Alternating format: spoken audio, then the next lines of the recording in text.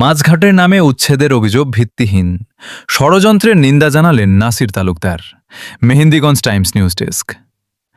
মেহেন্দিগঞ্জ উপজেলার দক্ষিণ উলানিয়া ইউনিয়নের লালগঞ্জ বাজারে মাছঘাট স্থানান্তরকে কেন্দ্র করে ১২৫টি নদীভাঙা পরিবার উচ্ছেদের হুমকি শিরোনামে গত ৭ জুলাই ফেসবুক ও অনলাইন পত্রিকায় প্রকাশিত সংবাদকে সম্পূর্ণ মিথ্যা ও ষড়যন্ত্রমূলক বলে দাবি করেছেন ব্যবসায়ী মোহাম্মদ নাসির উদ্দিন তালুকদার। বৃহস্পতিবার এক বিবৃতিতে তিনি এ প্রতিবাদ জানান। বিবৃতিতে নাসির উদ্দিন তালুকদার বলেন, আমি মোহাম্মদ নাসির উদ্দিন তালুকদার দীর্ঘ ৩০ থেকে ৩৫ বছর ধরে মেহেন্দিগঞ্জের দক্ষিণ উলানিয়া ইউনিয়নে মাছের ব্যবসার সাথে জড়িত। লালগঞ্জ বাজারের পূর্ব পাশে পূর্ব থেকেই ২টি মাছঘাট রয়েছে। আমি সেখানে নতুন করে মাছঘাট স্থানান্তরের উদ্যোগ নিয়েছি। এতে এলাকার সাধারণ মানুষের কোনো ক্ষতি হবে না, বরং আরও কর্মসংস্থানের সুযোগ সৃষ্টি হবে। তিনি আরও বলেন, যারা ১২০ থেকে ১২৫টি পরিবার উচ্ছেদের কথা বলছেন তারা আমারই আপন ছোট ভাই মনির হোসেন তালুকদার ও তার পরিবার।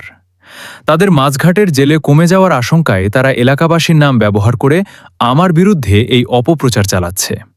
নাসির তালুকদার বলেন, আমার বিরুদ্ধে কোনো অভিযোগ থাকলে আমার বক্তব্য না নিয়ে একতরফা সংবাদ প্রকাশ করা হয়েছে।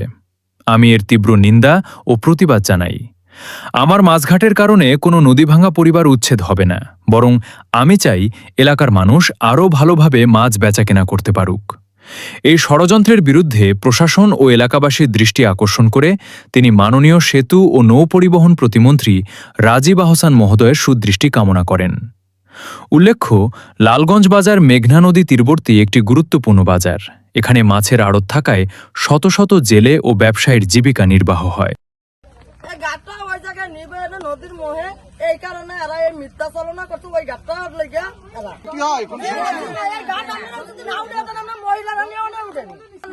সমস্যা নাই। কোনো ঘাট আছে তাই সে ওই এই ঘটনাটা করতে আছে, সে মিথ্যা রূপে ভাষা। আমার স্বামীর তো না, আমি মানুষ ৩০,০০০ টাকা খাইছে। না সে কেন তার নাসির ভাইয়ের বিরোধিতা করে কেন? এই ভাষা এই ঘাটটা গেলে হের ঘাটটা বন্ধ হয়ে যাবে নাকি? আমার